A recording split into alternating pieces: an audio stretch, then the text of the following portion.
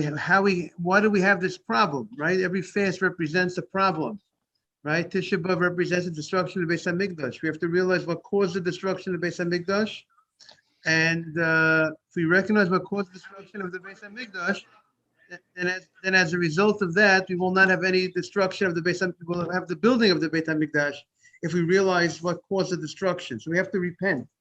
Sinat Chinam, whatever the issues were, Lashon Hara, we have to repent. But the other thing is that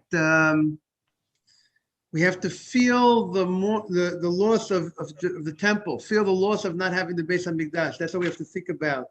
We have to realize what we're missing. We don't have the Beit Hamikdash. We don't have all those miracles. We don't have that kapara of all the karbanot that were brought every day.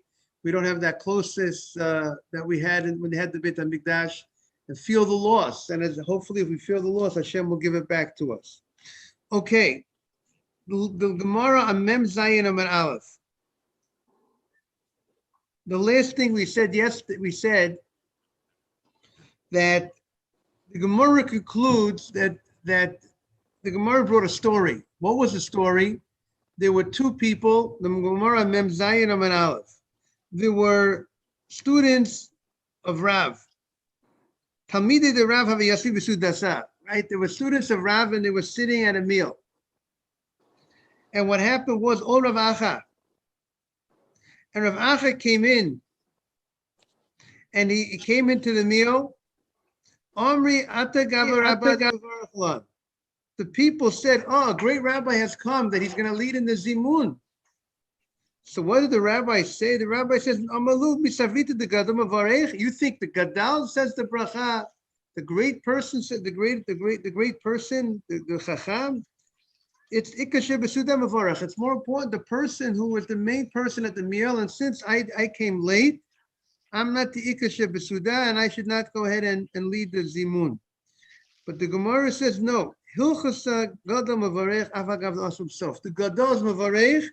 Even if he comes late, even if the rabbi comes late and he started the meal and he started eating, he washed, and then he finishes the meal with everybody else, you give him the honor of leading the zimun. So you mentioned yesterday, I don't know if everybody heard it, is that the Chafetz Chaim in the Siman Reish Aleph, Sif Aleph, brings out the following point. From our Gemara, the Gemara says when you have the Gadol, the Chacham, is there, or someone, even though he came late, it's more important to give the Chacham than someone who was there for the whole time of the meal. But what about if you don't have the Chacham? If you have everybody just equal friends in stature, and two people were on time to the meal, and the third guy came very late, and then he washed and he finished the meal. So do you say that since the last guy came late, he's not the Ikashe B'Sudah? So since he's not the Ikashe B'Sudah, maybe he should not lead in the Zimun. The only reason why our Gemara says that the Chacham leads is because he's a Chacham. But the concept of Ikashe B'Sudah, if you're there more than the other guy just comes late, maybe the Ikashe B'Sudah, the people who are the main people should do the Zimun, not the person who comes late, very late to the meal. So that's the question of the Chafetz Chaim. I'll read you the language. Say hello to Shmuel Rav. Good morning, Shmuel Rav. That's the look at Tov. That's the language of the Chafetz Chaim writes the following. He says, the Gadol Bala B'Sof. He says, the Gemara says, from the Gemara it implies the only reason why you're going to let the Gadol, the Chacham, lead in the Zimun, because he's the Chacham, because of his importance that he's the Chacham. But people who are not Chachamim, maybe everybody would agree the people that are the main people of the Sudah should lead in the Zimun, not somebody that comes at the end. And the Chafetz Chaim concludes with Sorach Iyun. Says it needs to be looked into more to find a definitive answer to this question. But I would say the following: the fact that the Chafetz Chaim brings this point, and he doesn't want to say 100%, but he's leaning towards it. I would say in practice, people, if you have a meal, if you're sitting together with friends, correct? and then you're there for most of the meal, and then someone comes in, one of your friends come in at the end of the meal, right? And then he washes, and now it's time for zimun. I would say better not to give him the zimun. Better, you hear that? Better give the people that were there for most of the time of the meal, they should lead in the zimun. Only if the person that came late is the rabbi or the chacham, something like that, then you give him to lead in the zimun, even though he came late. Okay, now we're getting into a new Gemara. Ochel demai. Anybody who has a Gemara in front of them, the Gemara says Ochel demai. Now the Gemara now is going to clarify what the Mishnah said. The Mishnah spoke about different types of people who ate different things, different types of foods, whether you could include them for zimun or you can't include them in the zimun. This guy, what's the case? The Mishnah says if someone ate demai, you could include him. You're allowed to include him in the zimun. Now, what is demai? Demai is when you buy from an am ha'aretz. When you buy food from an uneducated Jew, what happened was some of the uneducated Jews, they were taking truma. They were all taking off truma. Truma is a very small percentage, 2%. 2%, that's the average person gave 2%. And if that, really the Torah does not give an amount of how much truma, when you have to give truma to the Kohen, the Torah did not tell you how much truma. The Torah did not obligate any particular amount, technically. One piece of wheat, one piece of wheat could exempt a whole pile of wheat. But the Chachamim said that the average guy should give around gives around 2%. A guy who has a nice, good eye gives 2.5%, 1/40th. The guy who's stingy gives 1/60th. So now the Am Haaretz, they don't find it so difficult to give such a small percentage. But when it comes to Masrot, when it comes to Maser, which is 10%, for that, the Am Haaretz were not as careful. The majority were careful, but there was a clear minority of the Am Haaretz that did not take off Maser. So now if I go ahead and I buy food from an Am Haaretz, from a non-educated Jew, there's concern that maybe this food, I don't have to worry about Truma.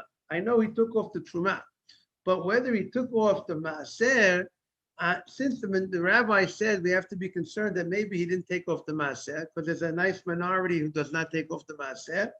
Therefore, you have to separate the Maaser.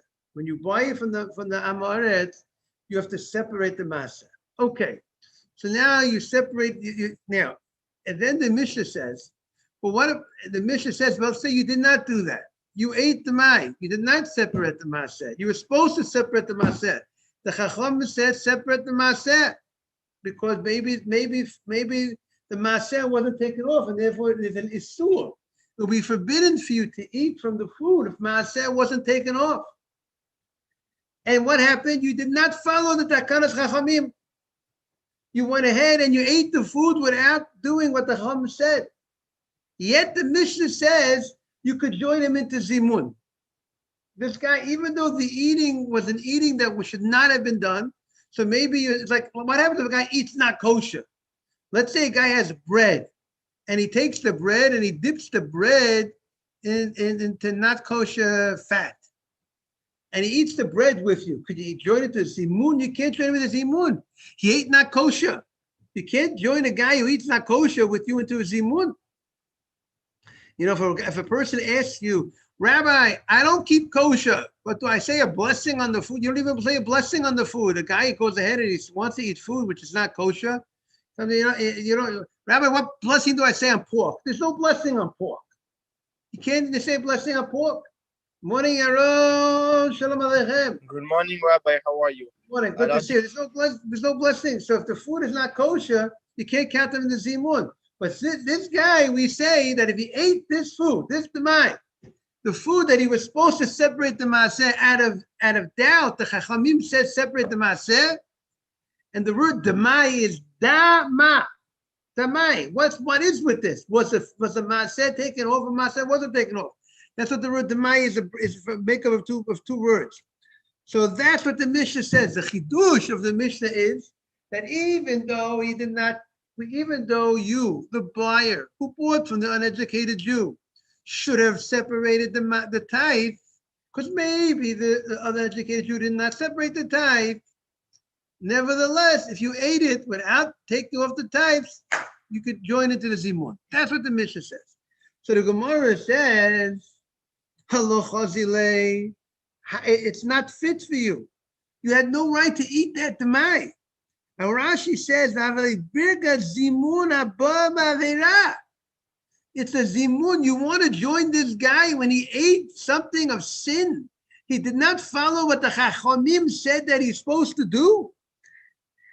That's a very disgraceful thing. Now he's going to go and say a bracha. He's going to be part of a zimun on such a thing that he should not have eaten.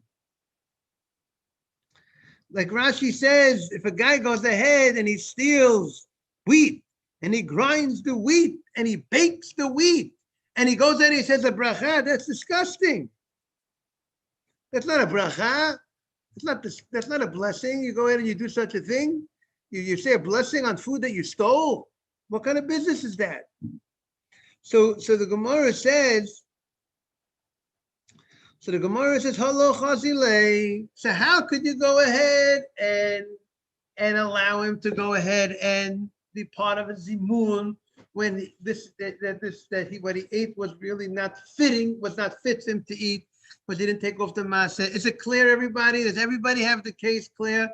I want to hear if everybody knows what's going on here in the Gemara. Does everybody understand what's going on? Is Yosef at Tzaddik? No, Rabbi, I missed the beginning. So let me clarify the beginning. There's sometimes if a person goes ahead and you buy wheat from the Am Haaretz, and he went ahead and the Am Haaretz, he went ahead and let's say he has a farm, and he went ahead and he cut the wheat from the farm and he threshed the wheat. He got the kernels out of the wheat. He made a beautiful pile of the kernels of the seeds of the wheat. It's ready to roll. Now, if you planted such a thing and you've processed it, you're responsible to take off Trumot and Masrot. If you want to sell it to somebody else, but you have to take off the Trumot and Masrot before you sell it.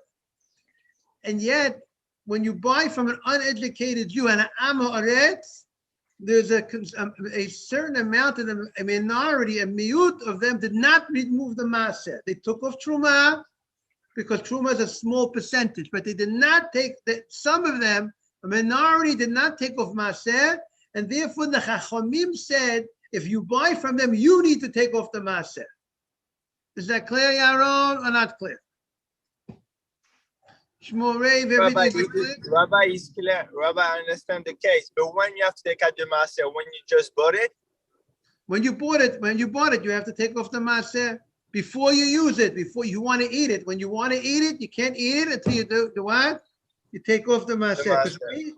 Because maybe maaseh wasn't taken off. You have to be concerned. The Chacham said and now it's part of you, so you have to get the maaseh. So now, but what happened? The Mishnah gives the case. He did not, when you bought it from the Am Haaretz, you did not take off the maaseh. You did not do what the Chacham. But Rabbi, how do you know if he's not yes or no? You don't know. So because you don't know, you're supposed to separate it as a safed.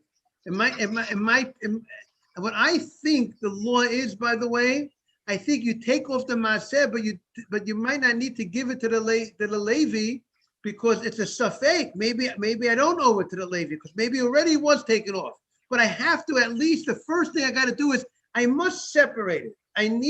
Because I can't eat if I have in front of me 10 pounds of wheat, I have to take off 1 pound, at least separate it and say, this is maaseh. And then I can eat the other 9 pounds.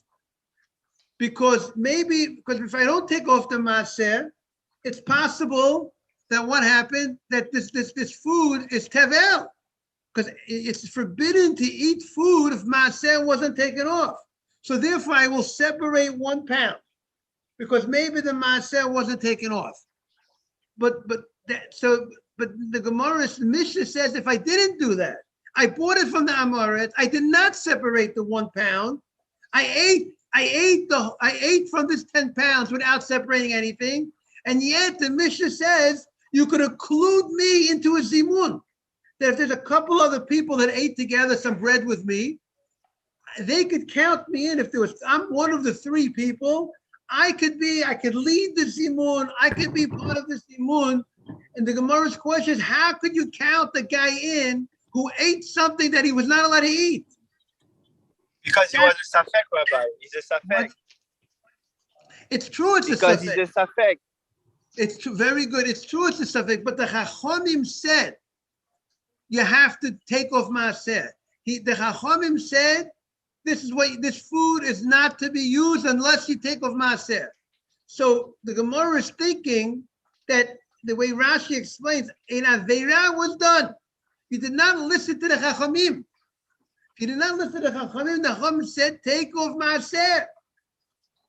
Even though it's a safek, the Chachamim said that's what you need to do. And you didn't follow what the rabbi said. You didn't follow, you ate something. The Chachamim said you're not allowed to eat it unless you separate that 1 pound. And you didn't do it. So an Aveira was done. So how could you count the guy in to a zimun when an Aveira was done? A sin was done. You want to do a mitzvah zimun that came as a result of an Aveira? That's the Gemara's question. Yaron, you hear the Gemara's question? Yes, Rabbi. The Gemara says the following. The Gemara says that the Isur of Demai, the rabbis, in certain circumstances, they were lenient when it came to Demai. For certain people, they were lenient. The Gemara says a person who is poor. The Chachamim did not say that the poor man needs to separate that 1 pound. The Chachamim said that since most uneducated Jews do take off maaser, it's the minority of Jews that don't take off maaser. So we're going to be lenient for the poor man. We're not going to say that the poor man needs to separate a pound. Because we're going to rely on the majority, we're going to be light for the poor man. For everybody else, we're going to be more strict. So now this man, even though he was not poor, but the fact that he has the ability to become poor, the fact that if he would want to go ahead, if he would say, I want to give up all my property, I want to donate my property to Hegdish, I want to give all my property to my friend, and I want to be a poor man, the guy says. That if the guy has the ability to become fit to eat the demai, he has the potential to eat the demai, because if he would become poor. So even though now he's not poor, so I understand the Gemara is saying it shows you that this food, the prohibition is not the strength of the regular normal prohibition.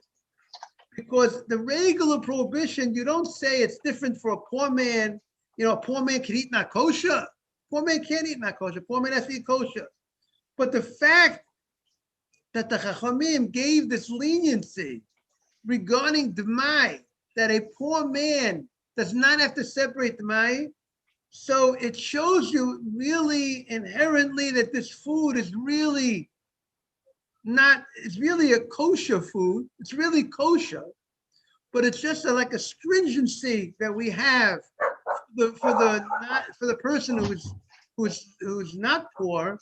So that type of eating of a food that's really kosher for a poor man, so it's true you should not have eaten it, but that's not a type of food that if you went ahead and you ate, we're going to say that, it's disgusting that you should go ahead and be part of a zimun if you eat that food. Because in reality, this food would be, if the guy would be poor, he could eat it.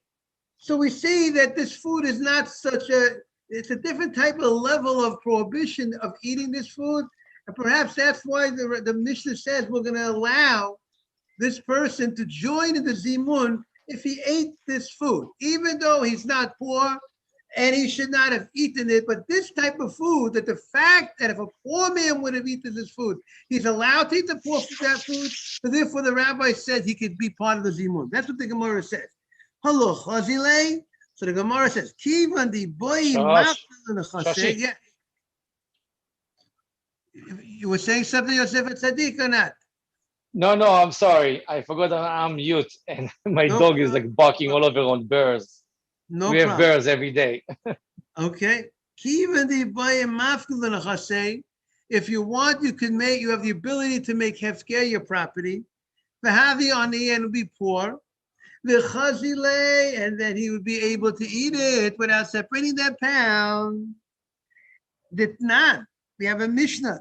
By the way, there's a Masechta called Dmai. There's no Bavli, there's no Talmud on it, but there's Mishnayot called Dmai. Machilin es aniyim Dmai.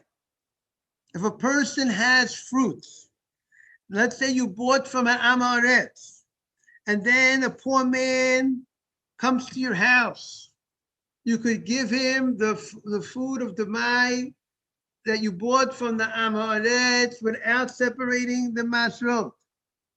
Because the rabbis did not forbade the poor people from eating their food. Because the poor people need to knock on doors of all different types of people. They ask for a piece of bread. And therefore, as a result of that, the rabbi says that the poor man knocks on somebody's door and the guy gives him bread.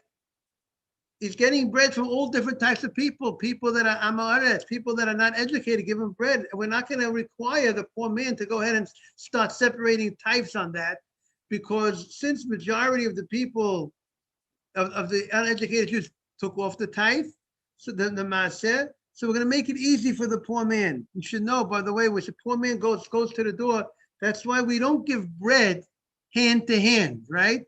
You don't put bread in somebody else's hand. Even challah and Shabbat, you put it in front of the guy. You don't put it in his hand, because that's the way a poor man. Poor man goes to the door and the guy gives bread into his hand. So v'echsanya demai.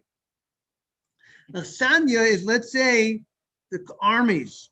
The armies, when sometimes armies are traveling, soldiers are traveling from one place to one place, and let's say the government says that the cities that the army travels through, the cities are responsible to go ahead and provide for the armies. And the rabbis were lenient, and they said that you do not need to go ahead and separate maaser, take off the types from the food of Demai, if you're going to serve the army, the soldiers. Now, Tosfos says we're talking about Jewish army people, soldiers that you have a responsibility to support, and they are like poor people. And Tosfos says, but of course, if it was Tevel, if it was something that you know for sure Maaser wasn't taken off, you must take it off. That's the first approach to Tosfos. And the second approach to Tosfos was, even if they are non-Jewish soldiers, that the king says that the Jewish community needs to provide food for them when they come to the community. But you would allowed to go ahead and give them the demai, the food that you bought from the Amaretz, that this minority don't take off maaser, but clearly he says you can't give those non-Jewish soldiers tevel. If you know that maaser wasn't taken off from it, you definitely can't give it to them. Only leniency is for demai, which majority do take off maaser, so therefore they were lenient to say that you could give the soldiers and the poor people without taking off the demai, without taking off maaser. So Omar Rav Huna said you should know Tana. We have a Braita. Beishamai Omrim Ein Ma'achilin Es Aniyim V'Sachsanya Demai. Beis Shammai says you cannot serve. He does not make this allowance to go ahead and give the poor man the demai. The same way, if you want to eat from this food that you bought from the non-educated Jew, because there's a minority of them that do not take off maaser, you have to take off maaser, the pound from the 10 before you eat. So there's no difference whether it's you for yourself or you have a poor person you want to give it to. You have to go ahead and see and take off maaser when you're not sure. When you bought it from Amaretz, you want to feed a poor person or you want to feed the army, you have to separate the maaser. Okay. Now the Gemara continues. Maaser Rishon. Next case. Maaser Rishon shenitla trumoto. The Mishnah said that if you have Maaser Rishon, there's something called Maaser Rishon, and there's something called Maaser Sheni. What is Maaser Rishon? Means the first Maaser. That means the first Maaser that you give from your crops, right? You took off the Truma. The first thing is you take off the Truma for the Kohen. After you take off the Truma for the Kohen, then you go ahead and you take off 10% and you give it to the Levi. That's called Maaser Rishon. That's the first Maaser that you take off. Because there's another Maaser. There's something called Maaser Sheni or Maaser Ani. There's something called Maaser that you give to the Maaser Sheni is what you bring to Yerushalayim, that you eat in Jerusalem, that you're supposed to give after you give 10% to the Levi. You take 10% and you bring that 10% to Jerusalem, or you redeem it on coins and you eat it, your family members eat it. That's Maaser Sheni. It's called Maaser Sheni because that's the second Maaser that's taken off. Let's say, for instance, if you have 100 bushels of wheat, so first you'll take off 2 bushels of wheat. Let's say the average guy gives to the Kohen 2 bushels, and then you're left with 98 bushels of wheat.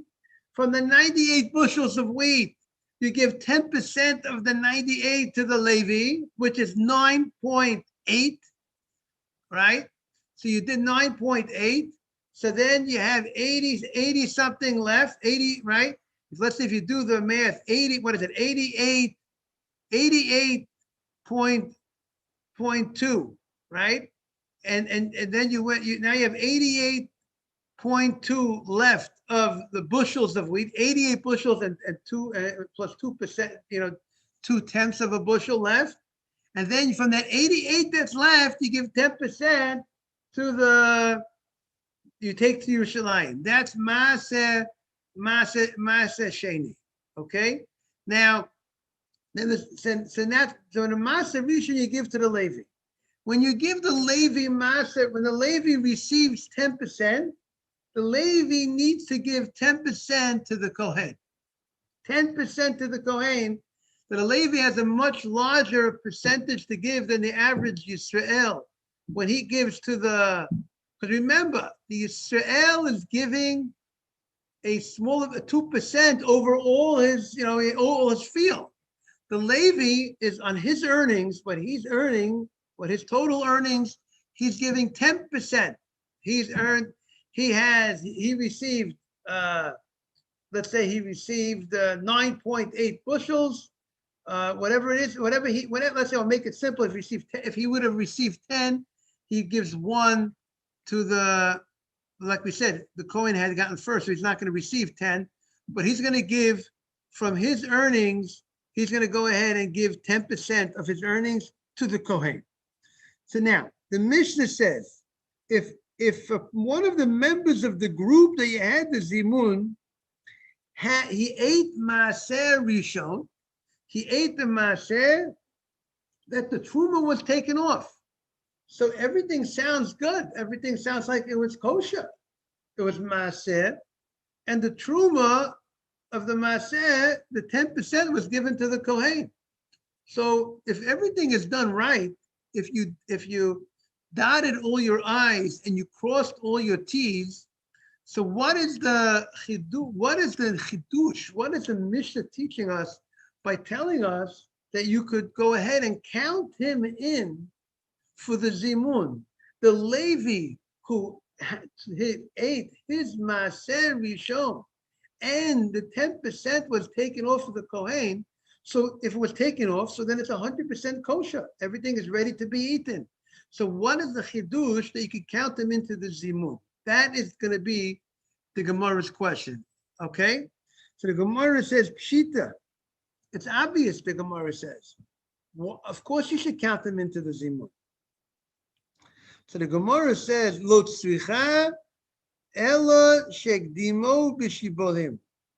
The Gemara says, we're talking about that the Levi jumped the gun. How did the Levi jump the gun? The Levi took the maaser when the maaser was in its stalks. Usually you have the seed that's in the stalk, the kernels and the stuff, when you're supposed to go ahead and eventually you will go ahead and thresh it, separate the seed from the stalk. You would go ahead and grind it and so on and so forth and make a nice pile and smooth the pile out. But you know what happened? The Levi went before it reached that stage while it was still in the stalks. So technically the obligation of Trumah did not come onto the grain, because the obligation to take off the Trumah is when the food has been fully processed. That means fully processed, meaning not that it's you took it out of the stalk, you got the seed out, you got the wheat stuff out of the stalk. You went ahead and you ground it. You went ahead one area, you ground it, and you went ahead and you made a nice pile over it. You made a nice pile and you smoothed it out. Then it's obligated in Trumah. But you went ahead and you took it before the obligation of Trumah came onto the stalks of the wheat. And now the Levi took it prematurely. So the law is, if the Levi takes it at this moment, at this time, now the Levi only has to take 10% to the Kohen from what he received, and the 2% that was supposed to have gone to the Kohen from the Yisrael does not need to be taken off. That's what the Gemara is saying. The Gemara is saying that, remember, if I have here 100 bushels of wheat, so from the 100 bushels, 2 are supposed to go to the Kohen. And then after 2 goes to the Kohen, and then from the 98 that's left, 9.8 was supposed to go to the Levi, right? So now the Levi from the 9.8. Now, but what happened here is, instead of the Kohen getting 2 from the 100, and then the Levi getting his 9.8, the Kohen did not get his 2 from the 100, because the Levi grabbed 10 bushels, and he goes ahead and he's going to give one of those 10 bushels to the Kohen. So the Kohen has lost, right? The Kohen has lost the 2 bushels. He didn't get the 2 bushels that he was supposed to get. He was supposed to get off the top. He was supposed to get 2%. He was supposed to get Trumah. We call it Trumah Gedolah. He was supposed to get that. He didn't get it because the Levi grabbed the maaser beforehand, and now the Kohen is going to be losing out. And the chidush is that once the Levi took the maaser at such an early stage, he only is responsible to give only the 10% of the maaser, and he doesn't have to give that 2 bushels. He doesn't have to give any percentage of, even though whatever amount of truma that was supposed to be given, that it's in these bushels, these 10 bushels that the Levi took, there was no truma was taken off yet to the Kohen. There was no truma gedolah, that 2% off the top wasn't taken off, and nevertheless the Levi is allowed to go ahead and eat this, and it's not a sin, and therefore you can count them into the zimun. That's the chiddush of the Mishnah.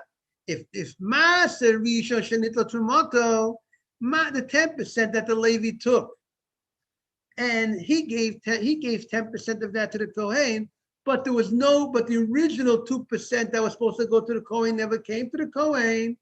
That's the chidush that you can count them into the zimun. It's a little complicated, everybody. All right, there's a lot going on. Okay, so the Gemara says, now the Gemara says, Pshita, the Gemara says, Ella, Shekdimo b'shibolim.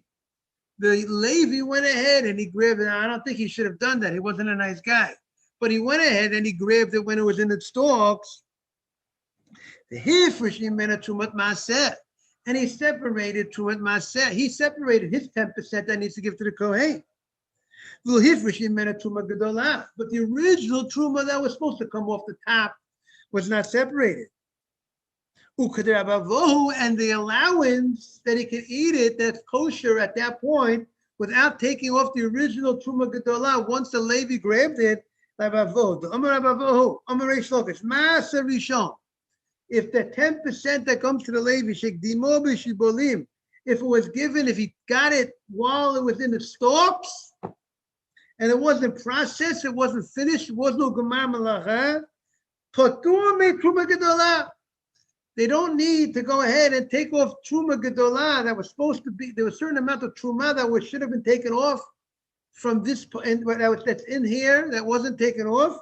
They do not have to go ahead at on these 10, whatever the percentage of these 10 that was supposed to go to Truma Gedolah, that original 2% of the 10 does not have to go to the Kohen. Why? Shenema, the pasuk says, "Varimoteh mimena trumat Hashem maaseh min hamaaseh." You give one maaseh from your maaseh. You don't give two maaseh. You give trumat maaseh, but not trumat maaseh and trumat gedolah. Maaseh min hamaaseh amatiloch. The pasuk is telling you, you give one maaseh, one tithe that you got to give, which you give 10% from your maaseh. Which means that the Levi, when he receives his 10%, he gives of his 10% to the Kohen. Maaseh min hamaaseh amatiloch. V'lo truma gedolah or trumas maaseh min hamaaseh. Only thing is you got to give that 10% and nothing more. And that 2% that's within this 10 bushels that the Kohen did not get, it's you don't have to give to you're exempt. If that's the case,